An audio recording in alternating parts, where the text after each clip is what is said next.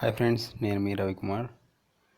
ఈ వీడియోలో నేను మీకు భీమ్ యాప్ యూజ్ చేయడం వల్ల వచ్చే కొన్ని ప్రాబ్లమ్స్ చెప్తాను.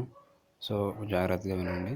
సో భీమ్ యాప్లో ఫస్ట్ టైం మీరు కనుక భీమ్ యాప్ డౌన్లోడ్ చేసుకుని ఇన్స్టాల్ చేసి మీరు మీ ఫోన్ నెంబర్తో రిజిస్టర్ అవుతున్నప్పుడు మీకు అది 1.5 రూపీ కట్ అయిపోతుంది.